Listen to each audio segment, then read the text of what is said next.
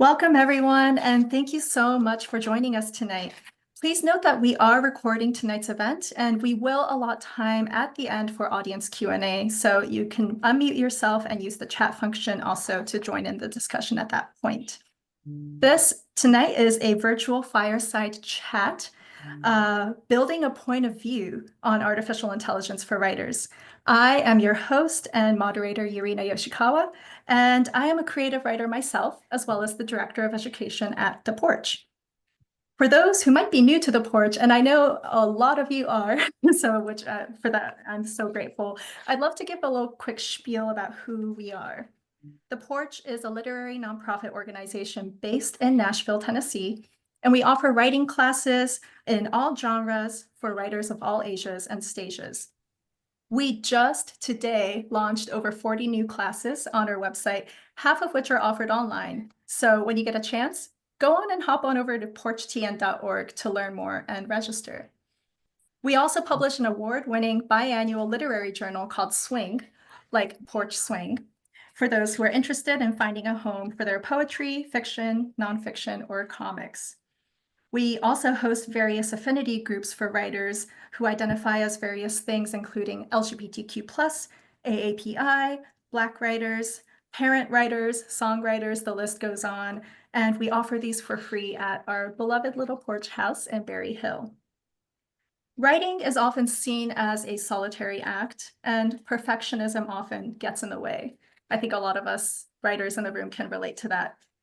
The Porch strives to be a safe space for writers to learn and write messy and embrace that messiness and write over many, many drafts, share their drafts for encouraging, honest, and constructive feedback, and last but not least, celebrate our wins together. I've been personally very interested in this intersection of artificial intelligence and creative writing for a while, and the Porch has actually hosted a number of panel discussions over the last 2 years, mainly discussions between artists and legal experts. And tonight, I'm really excited to have this discussion that's going to lean a little bit more on the creative side of things, and to discuss how artists can consider and continue to wrestle and think about this as AI continues to evolve every single day. So how lucky are we to have these two lovely panelists here tonight and to get into all the nitty-gritty of the good, the bad, and the uncomfortable truths. Thank you, Leslie, for, I think you're the one who copywrote that line, so I really appreciate that. I'll now quickly introduce them now, and you'll get to hear directly from them and their journeys very soon. Patten is a multidisciplinary creator who helps fellow artists sharpen their point of view on where AI sits in our collective artistic evolution. His research group, Seritas, is collaborating with AI 2030 to shape ethical frameworks for AI and the arts. Leslie Donnenwirth, who has been both a student and teacher at the Porch, so you may recognize her from the rosters. She supports Sum and Seritas's work as an AI researcher while sharpening her point of view on AI as a writer. Thank you both so much, and let's get started. So first, let's start with Sum. If you could unmute yourself and tell us about your journey, your personal journey going from skeptic to where you are now with AI. Okay, right on. Thank you for the wonderful introduction. Thank you, everyone, for having me, hearing me out. Yurina, I am amazed at your professionalism and the polish on your presentation is far surpassing anything I'm going to do with these roundtables we're producing. You're an inspiration for my hosting. I'm going back to the drawing board after this. I'm like, oh man, that's right. I should probably write my things down before I start opening my mouth. But thank you for having me. So hello, everyone. My name is Sum. My name is Roshmond. Many people know me by Sum. That is a pen name and a nickname I've carried with me for many years. I guess in terms of my journey from skeptic to whatever I am now, is multi-pronged and varied. It had multiple starting points. I'm really just beginning to understand it and unpack it myself. So, and try to put it in a linear fashion so that when I tell this story, it makes sense. but it's really non-linear, and I'm still kind of piecing it together. So I'm going to give you my best take on a linear version. I began my career as a writer in music journalism in the early 2000s. And from there, I moved into market research and copywriting and the marketing and advertising industries. And it was there that kind of my journey with AI began, but I didn't really know that that's what was happening. I just thought that I was going in to track product placement in television shows, and that I was beginning to, just lend my expertise as a writer and an editor there. But I didn't know that I was learning how machine learning works even back then. That was like 2002, 2003, '04. Um, and I'm going to sprinkle in a couple of those stories very quickly, hopefully, just so you can understand that there's a section of my journey that I was where AI was a major part of it and I wasn't aware. So market research and what have you kind of pushed me into community management in software and digital services. And in the community management production, we were also using AI and certain algorithms and discovery algorithms within those communities. And we, as the community managers, kind of had to learn how to manipulate those algorithms to get the best results for what we were researching at the time. From there, market research moved me into streaming music technology. Music is my background and my passion. So I was always professionally trying to find some way to line up my work with music. And so I got into helping streaming services catalog their music and develop their discovery algorithms. So that's a quick and dirty kind of backdrop to how my relationship with AI began. Now, in terms of my point of view with AI, I didn't really have one until I started getting into more community work. And when I started lending myself as an artist to movements that were pushing back against state and police violence, we were finding in a lot of our work and our research that the root of a lot of this violence and whatnot was being driven by predictive policing, which is being driven by generative AI algorithms. And so my stance began as someone who was formed against AI, particularly AI being used by the state or law enforcement or whatever to do bad things. And so I began with a very critical stance formed against AI, not realizing that I had a background in AI already, and and I kind of had some rudimentary understanding of what machine learning is and all of that. So I'm going to cut out a bunch because we got a bunch to talk about and cut to sort of like the end of it. And where the turning point was for me was as I was sort of being my AI expertise was sort of kind of bubbling up and becoming valuable, and people were noticing it. I was getting put in, or I was being positioned in places to be sort of a thought leader, I guess, or someone who has a perspective on AI. And what I found when I was being put in those positions is that I didn't really have too much to offer outside of my critique of AI. I didn't have a really well-rounded view. And so I felt like in order to refine my view on AI, I sort of generative AI, I had to sort of hop in and get to know it intimately. And it was when I hopped in and started getting to know the tools and how and why they work, and then realizing I had background in it, that my perspective then changed to, well, there's certainly harms. There's a lot of harm to be considered with AI, but in order for me to be of any service to those who might be affected by those harms, then I need to have a handle on the technology. That's the best service that I can give to the community. So that's where my perspective shifted. It shifted into becoming more of a vector of service to the communities that I'm part of and that I represent or that I feel like could use my services. So that's the short of it.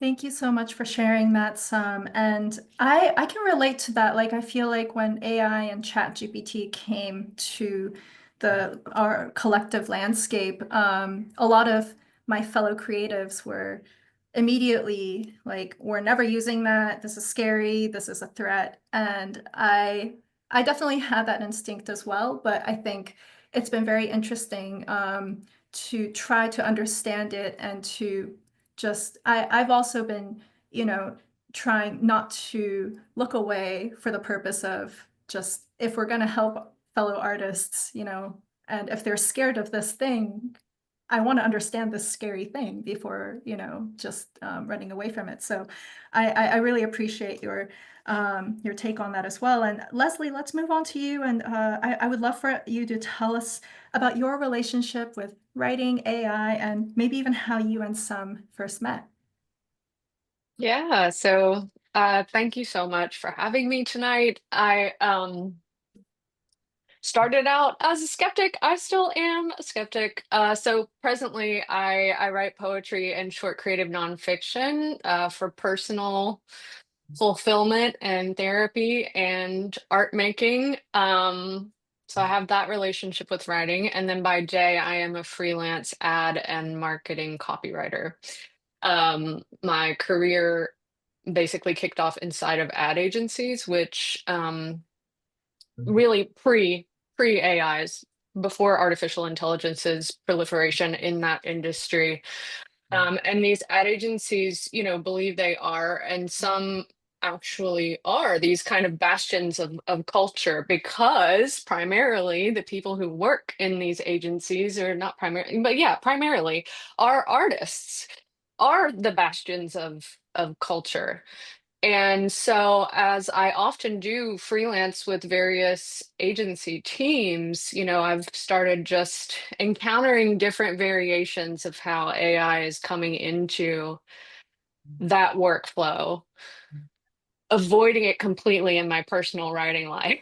But feeling very much like, gosh, I have to get a grip quick on this tool in order to be able to do my work and keep up with these teams and, be on the cusp of the latest and greatest in terms of technology.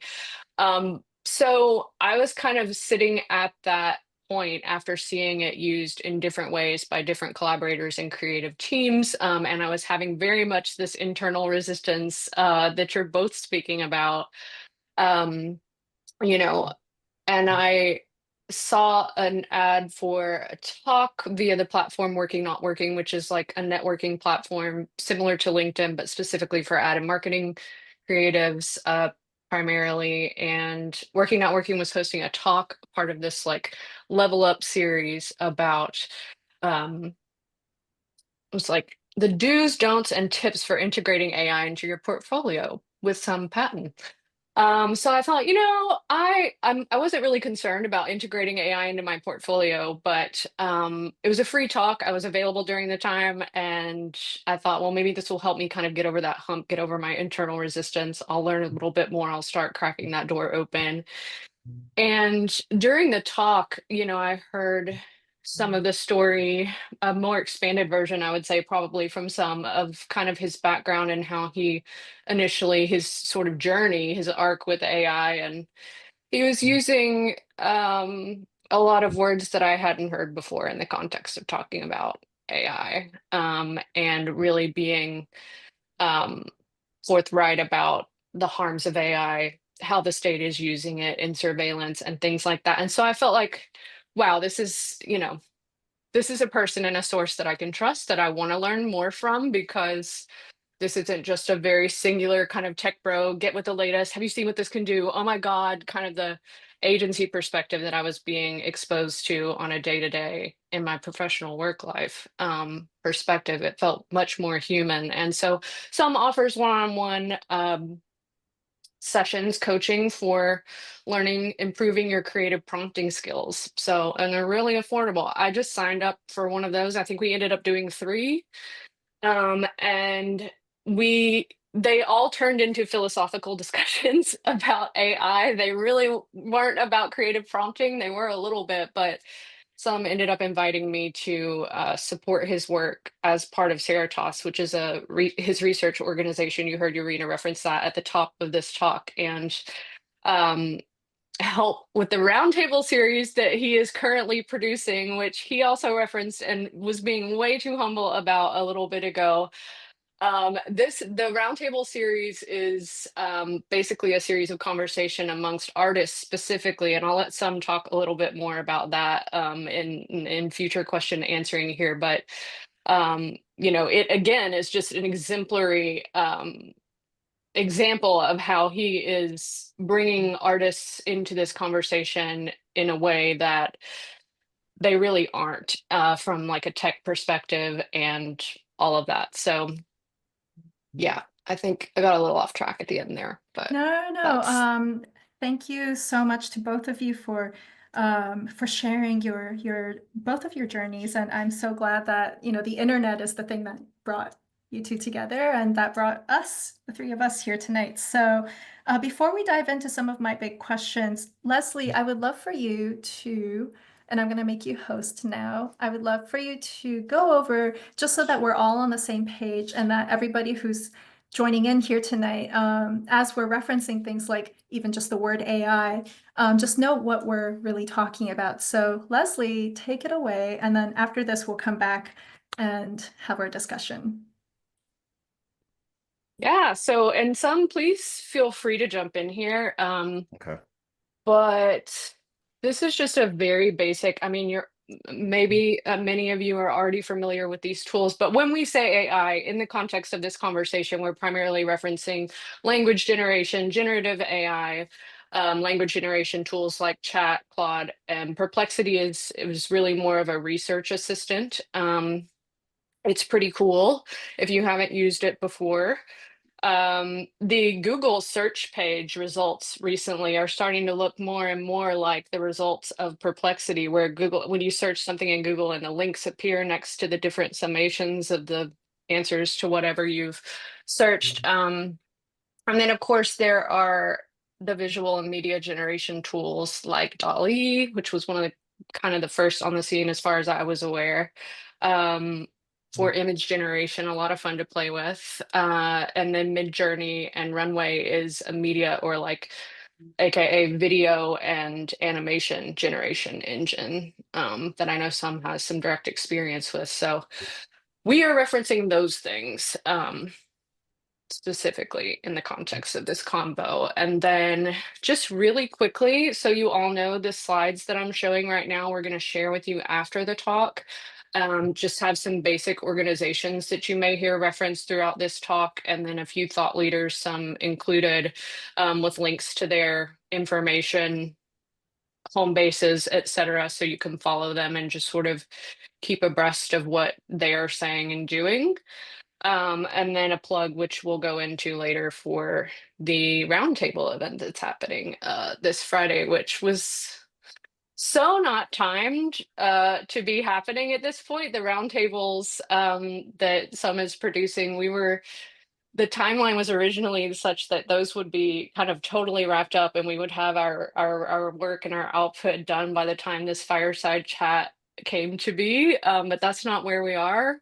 That's not how the world works, it turns out. So there's one of them, we're mid-stride on the roundtables, and one of them is Friday. It just so happens. So And thank you so much for that. And actually, if we can just go back a little bit, for those who might not be familiar in the room, can you give like an elevator pitch of what AI 2030 is?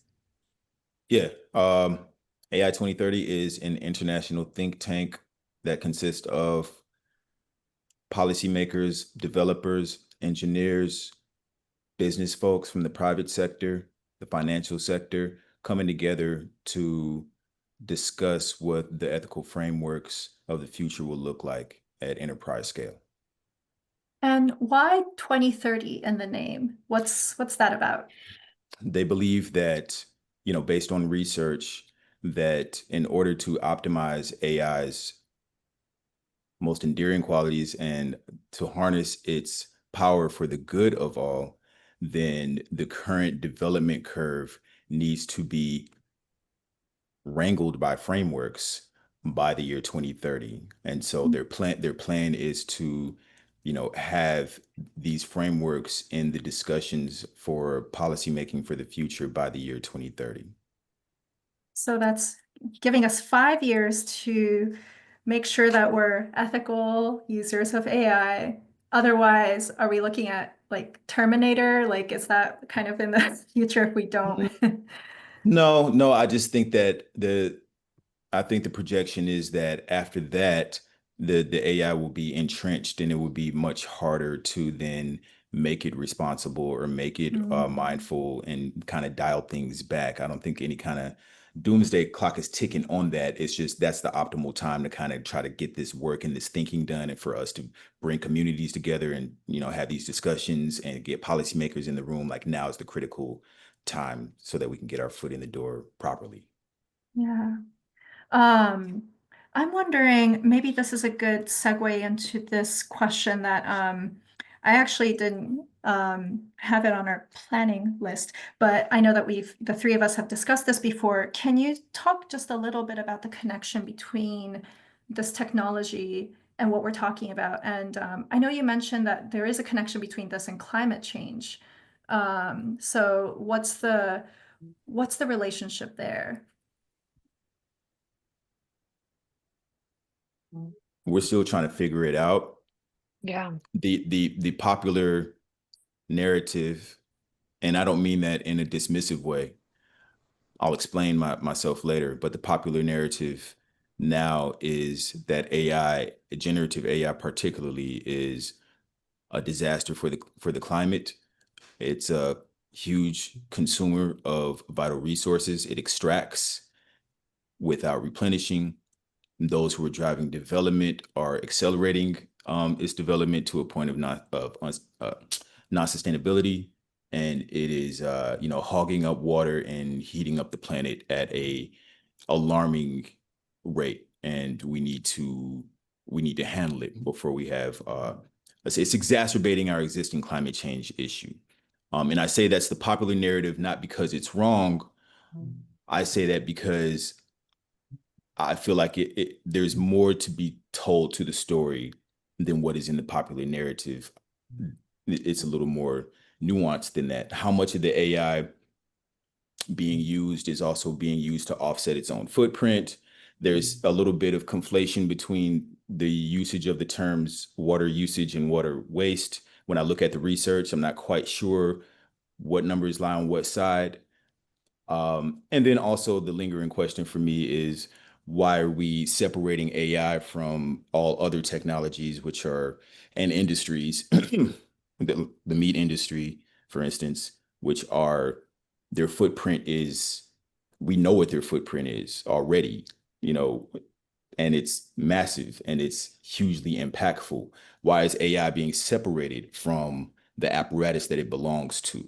And so that's why I say those things are kind of missing from the popular narrative.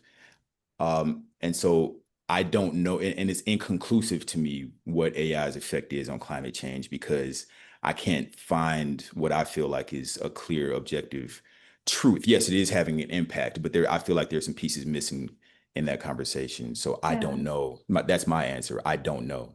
No, and that's a good, thing to, and today's discussion is not about that specifically. It was just something that I tossed in there, just for fun. But let's Fun kind of question.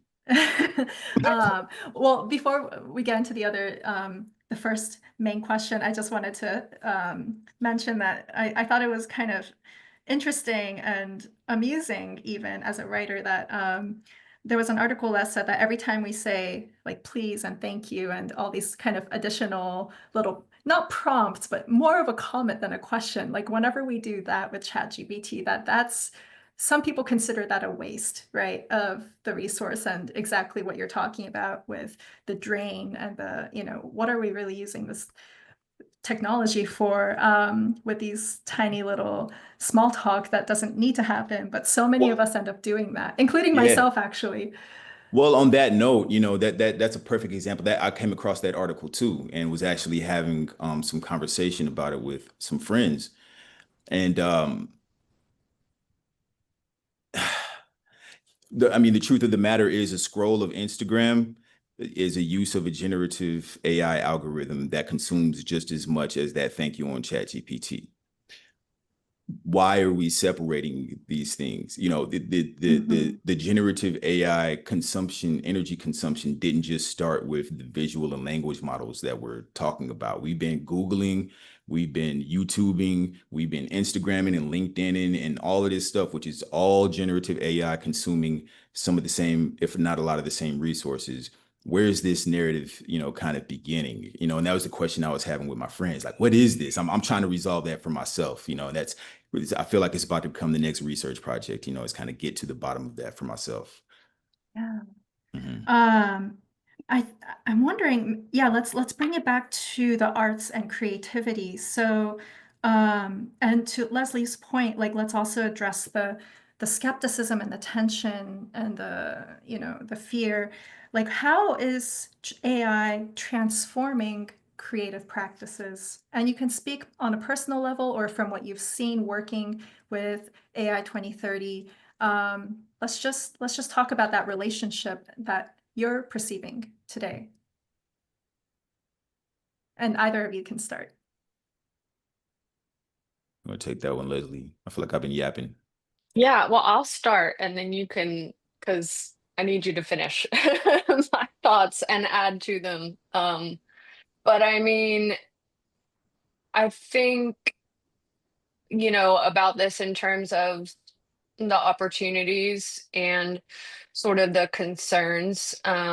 One of the big concerns, I think, is the one we just dipped a pinky toe into, which is the environment. I think most, if not all, artists are pretty empathetic people. And we want to know, okay, if I'm doing this, hurting the global, am I hurting humanity? Am I harming humanity by participating in this thing, by using this thing? I think that's a question that I know I, as an artist, haven't really wrestled with before. Now I'm thinking like, okay, when I open a new Google Doc, is the amount of Google Docs that I have contributing to, when you use the scroll of Instagram analogy, my brain's going in all sorts of directions there, just in terms of, well, the energy consumption, which, yeah, a data center is a data center. And I know that some of these articles reference AI data centers specifically in the water usage, but I am curious about that and haven't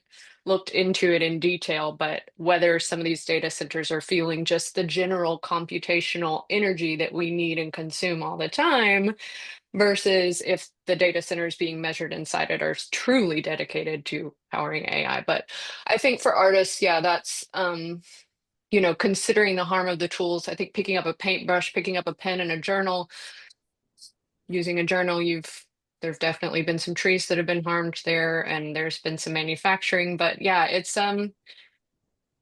kind of like that's a new layer of concern. And then obviously employment, people who are day job writers like myself. I mean, I literally, just to make concrete some of what's happening, which it doesn't need a lot of being galvanized because it's out there. Like yeah, I think everybody knows someone, sadly, who's losing work or is fearing losing work as a result of AI, especially in the sort of more creative industries. But I have a client who literally, is like, hey, those 5 emails I asked you to write, actually just write the first three, and I'm going to use the bot to do the other two because da da da da da, or this other thing. It's like, we're there now. Like those kinds of things are being said to professional writers. And so, yeah, that's definitely, I mean, there are real financial implications.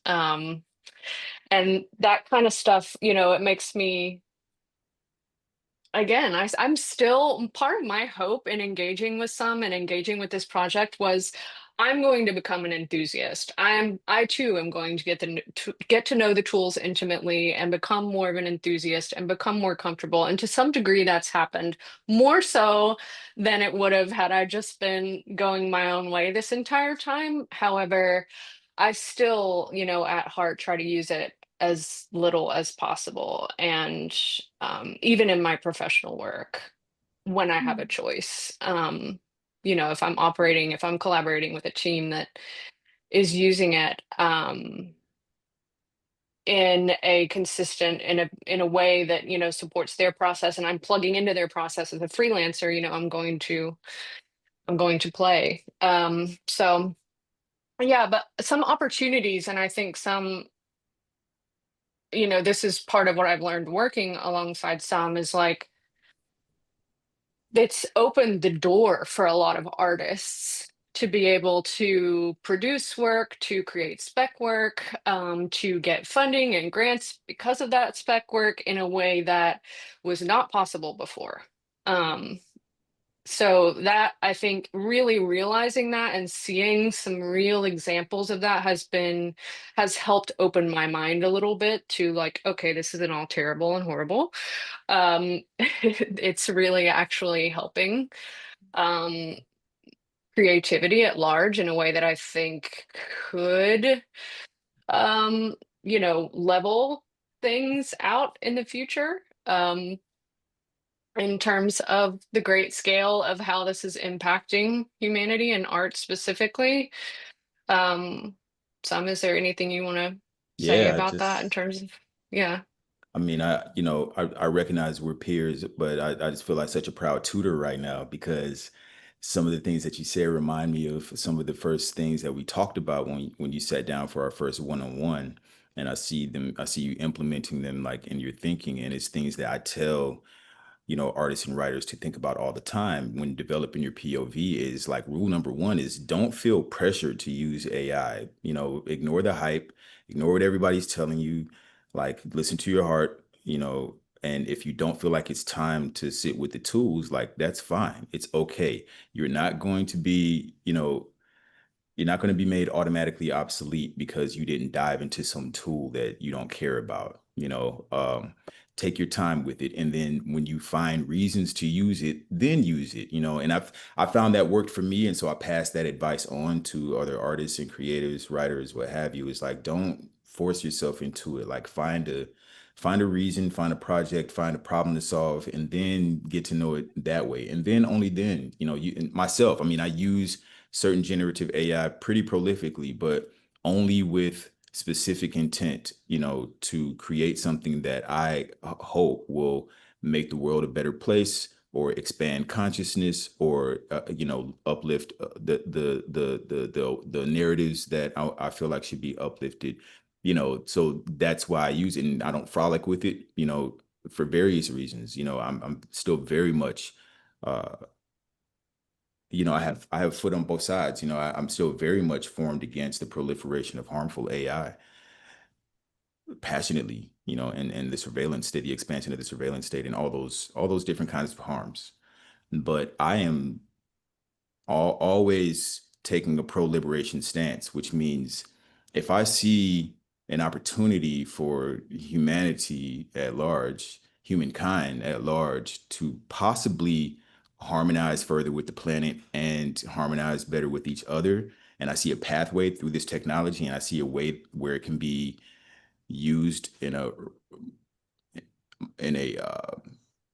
reverent way, then that's a path that I'm going to explore too, because we need everything that we can get right now.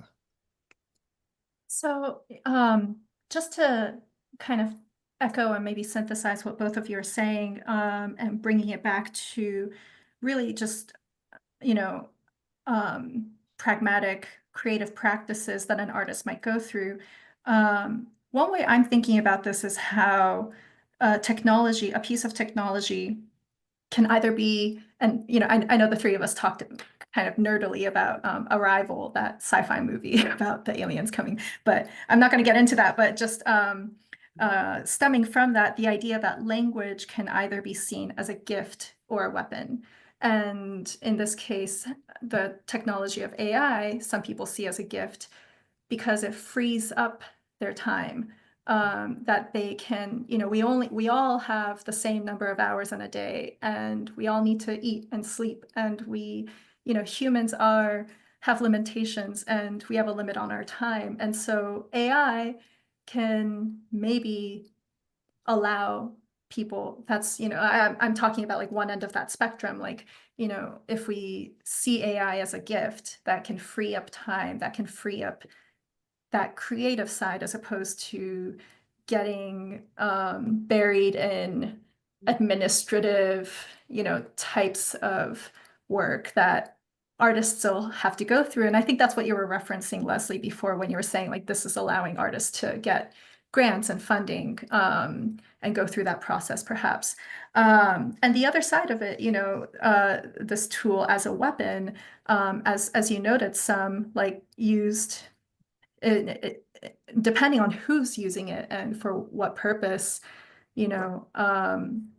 we we are already seeing some of that now, but it is quite terrifying, the real results of that. So how can we, as artists in this room, and I know that we're not going to get to clear answers just from tonight's discussion. We're not necessarily experts, but we're all, we're thinking very deliberately about this. So in the context of that, like where can we draw some of those lines, and where do you see some of the possible ethical frameworks emerging? Like, what can we do? What? So I feel that everything begins with community, and this is where that starts. And communities can come together and decide. We don't have to wait on anyone. We come together and decide what it is that we want as writers. As writers in Tennessee, as writers in LA, we can come together and decide what it is that we want and that we don't want. And then we can make that clear to other communities and other organizations and entities. Coming together to talk first is step one. What is it that we're scared of exactly? What is it that we don't want to happen?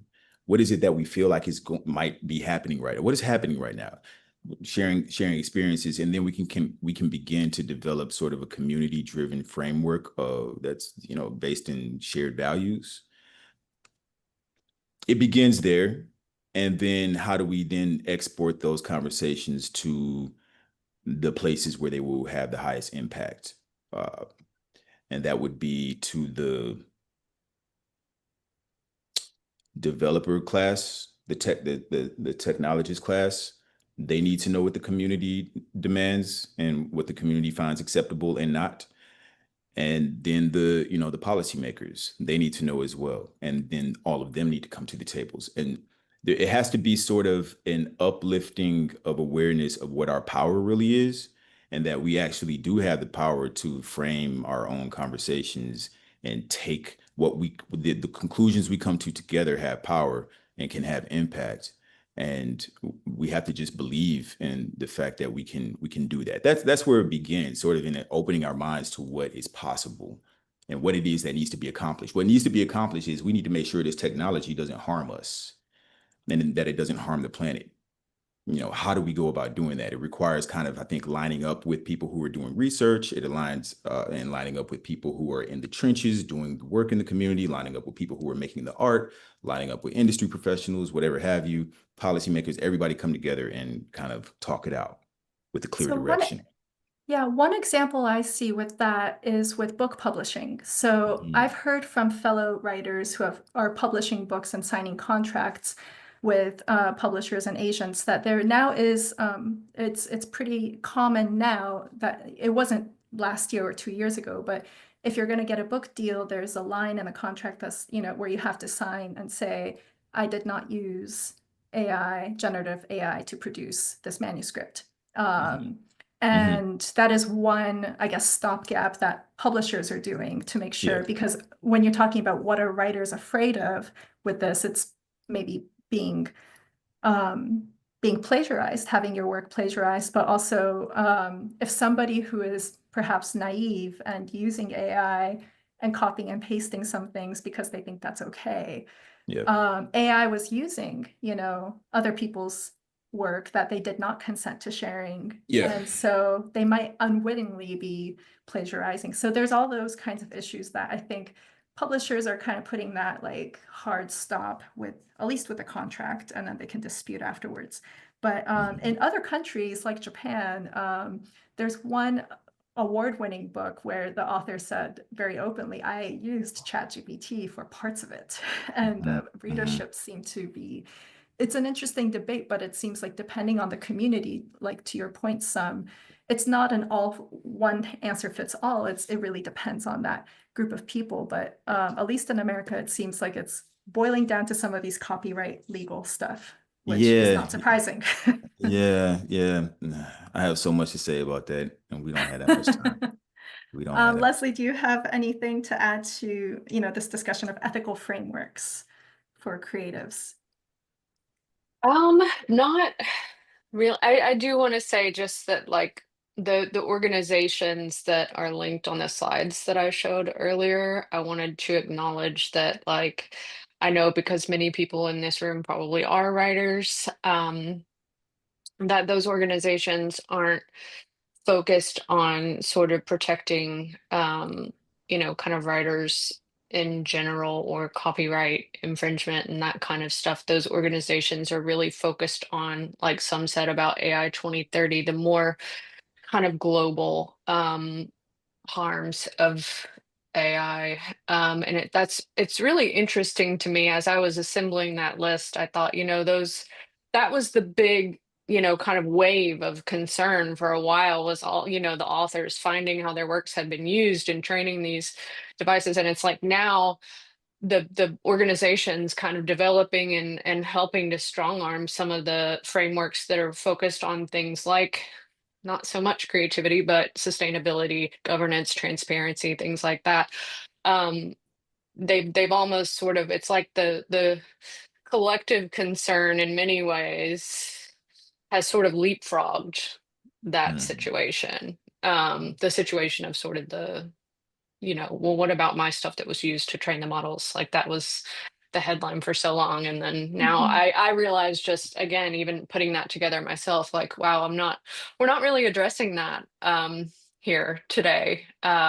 Just kind of pointing to these resources that are focusing on again, yeah, broad strokes. How can we prevent harms in the future? So I think like some said, I mean, and the roundtable work that he's leading and guiding, to be clear, is in part devoted to helping develop some of those ethical frameworks to bring to the table in AI 2030, because AI 2030, when some encountered them as an organization, wasn't really bringing any artist perspectives to the table in terms of how they are, manning responsible AI and kind of carrying that torch forward to all of these different corporations, et cetera. So a lot of that is, I think, TBD and in progress at this moment. Yeah, I want to say to that point too that it's really important for the artists of the world to speak up in an informed way, because it's odd. We're so important in this moment, but really overlooked, and don't really have a lot of say in what is happening, although these large, impactful enterprise models, are largely built on what we do, even if not directly, just because we shape the language and the look of things. Um, the generative models are built on our collective as the artist community and the artist class of the world. These models are built on these things, and then they are entering the market and selling themselves back. They're selling our work back to us. It's a huge, huge problem. And so we need to be able to speak up in an informed way. There's a lot of, and rightfully so, sort of emotional clapback, against generative AI. And it's reached a fever pitch now to the point where I feel like, okay, it's not really that productive anymore. We now need more informed voices from the artist community to stand up and speak to what the actual concerns are for us, because no one is there aren't a whole lot of those voices out there making it clear. There's a lot of, yes, art was stolen and, the consent conversation and all of that. But what do artists really, really care? Where is our value? What does it mean here? and we need to be able to speak up for ourselves and not necessarily have everyone speaking for us. If any of that So made sense. to segue from that, how can writers stay informed and be, continue to be to educate themselves, and if they feel compelled, like you say, speak up about it, what's the best Yeah. way to do I would that? I would actually point to the Dare Institute. I really appreciate them. I'll keep it simple. They're in the deck. Timnit Jabru and the Dare Institute do a lot of comprehensive research around a number of topics and vantage points. They tend to lean, radically critical of, mass AI deployment and all of its extractive character and quality. But the research and the initiatives are comprehensive. It's a really good place to start to form like a nuanced understanding of where things go. Again, I say like they're super critical of things, but just the topics that they touch on and the entry points in which they touch on those topics is a great way to kind of start prying open your own consciousness if you want to learn more about staying informed about AI. And they'll also point you to great resources, really, really great resources. And they keep their community driven, and they keep the global South in mind a lot in their work, and the underdogs of the world in mind quite a bit in their work. And how do you spell the Dare Institute? Is it like That's DAIR. That's the distributed DAIR? the Distributed AI Research Institute. Thank you.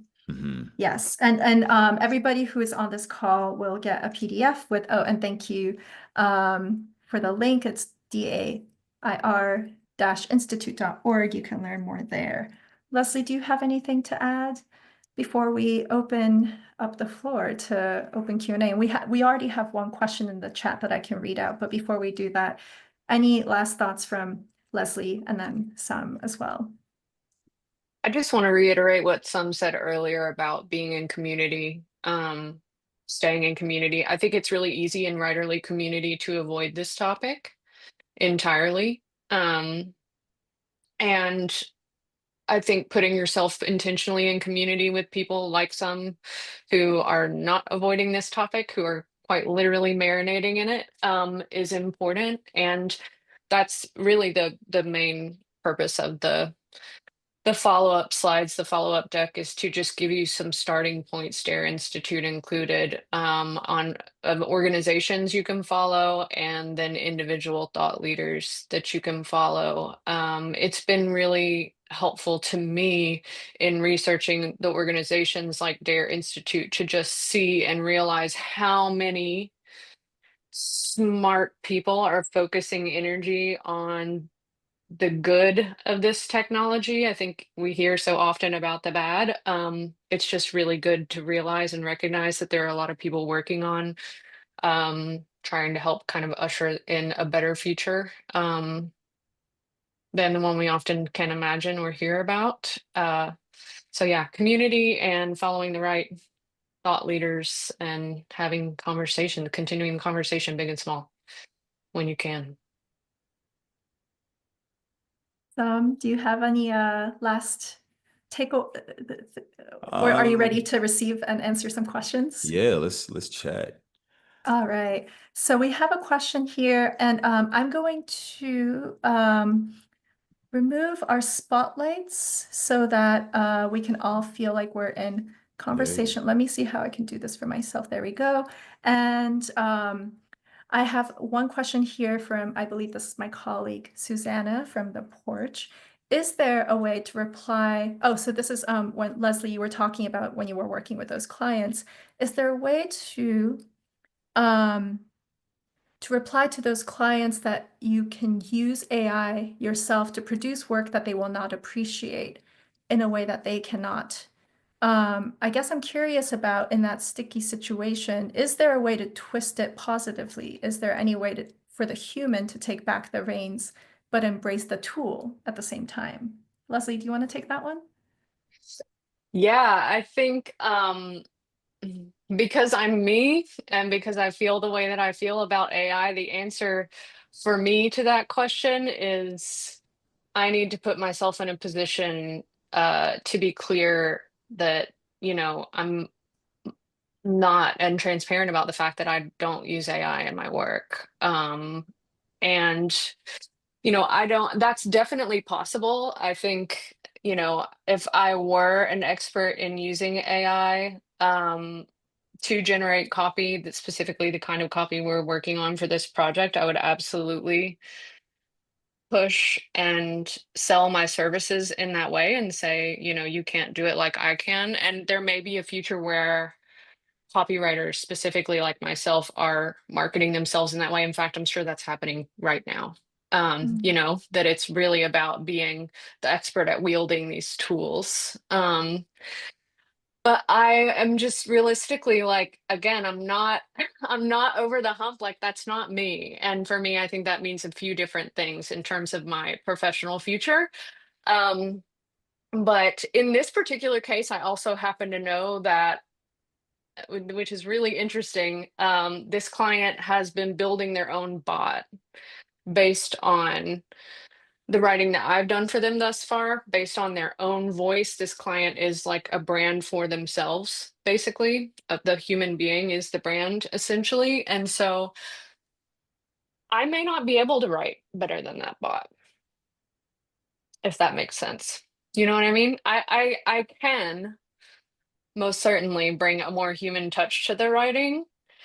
But they have been training a bot specifically to write in their voice. And so I also know that they've been transparent with me about that from the beginning, that my writing would be used as part of that. So it's been, I had hesitations about that in the beginning in working with this client, but I thought, you know what, this is a good experiment. It's great research, and I'm just gonna go with it and see what happens. And we bump into things like this now and again, but they do acknowledge that they appreciate my work differently, and that there are certain things the bot just can't do, quote unquote. So yeah, we'll see how much longer it lasts. That was such a specific question. That's a um great answer, though, because it kind of leads to the next one that I see in the chat, and I'll read this one out loud. It's from Nathan Hubner.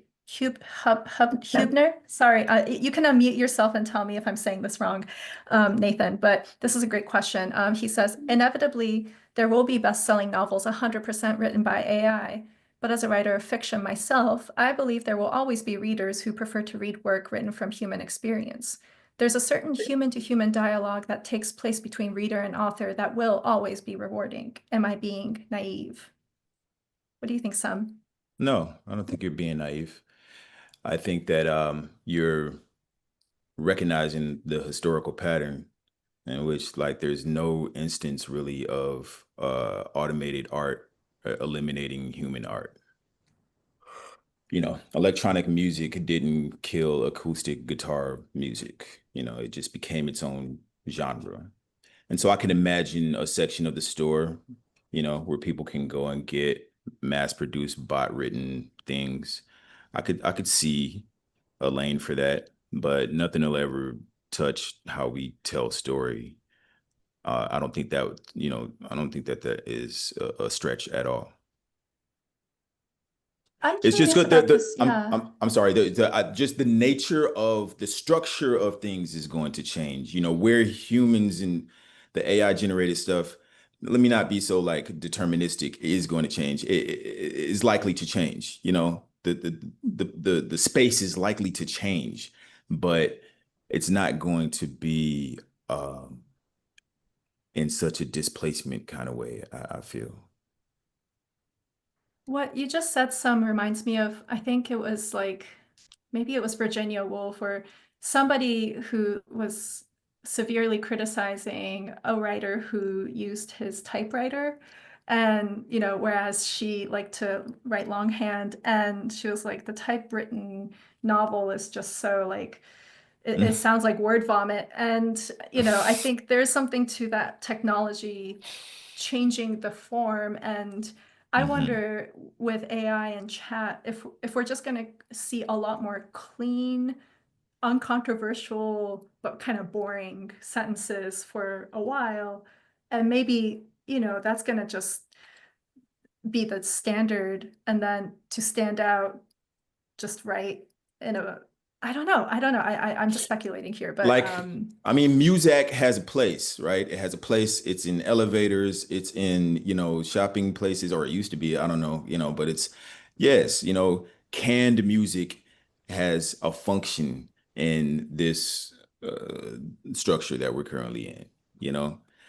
Has it replaced, did canned music replace Prince, you know, or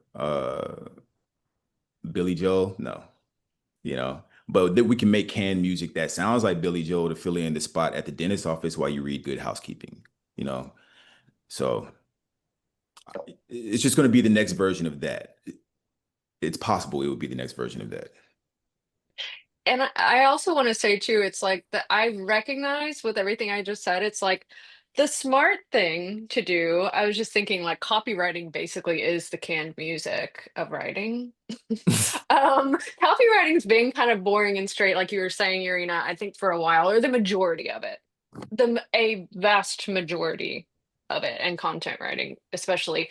Um, but it's like I I still have this struggle with getting to know the tools and using them, but it's like the smart thing to do, and I know what many of my peers are doing is using them so they can get done making their canned music faster and get back to writing their poetry, etc., mm, or making, writing the next Purple Rain. So it's yeah, I'm just sitting in that uh and figuring it out what that means for me personally. And thank goodness I know that it's okay to be exploring that on an individual level and not feel like I've been able to let go of a lot of the like, well, I have to be great at this or else, I'm okay with the or else at this just being point. mindful of the time. It is Mhm. 7:01. I know we started a couple minutes late, so does anybody here have a question that they have not typed into the chat? You can feel free to unmute yourself and just ask, the panelists live. If you have a question, this is your chance. And you can also type it in if that's more comfortable. But I just want to give that moment in case there's something we have not addressed yet.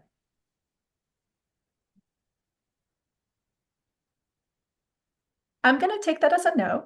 And I'm going to say, Sam and Leslie, both of you, thank you so much for being Thank you. here, for Thank you. sharing your experience and your journeys. And I know it feels like we've barely scratched the surface on this. I feel like we could really keep going. So maybe the future holds part 2 to this at some point. But yes, I will share the slide deck with all of you that Leslie so kindly made. And I just wanted to say thank you again to everybody, and also yeah, was there anything else that did you want to plug anything that's coming up to Oh, this audience? yeah, we have a roundtable. AI 2030 and Seritas are hosting our second roundtable. We'll be discussing harm and ownership in the age of AI with 4 very accomplished artists, legal experts, professors, and content programmers.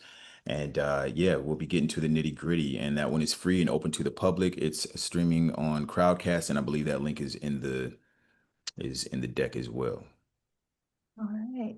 Yes, And to it plug is. again, plug again the Porch, porchtn.org. You can go there and browse for classes, events, and yeah, please consider joining our community. Leslie, sorry, I cut you off. Did you have something? No, I was just confirming that yes, the event is linked in the deck that everyone will receive shortly. And that it is this Friday evening if you're on Easter Central um time, even early evening. Free. Great. You should come listen to some incredible people share their wisdom on the topics of harm and ownership specifically as it relates to AI and the arts. Like Yeah. it'd be a good continuation of this Yeah, discussion. absolutely. This is a good warm up for sure. All right, with that, thank you all so much, and Thank you, we'll everyone. see you again soon, hopefully. Thank you. Yes, Bye-bye. thank you.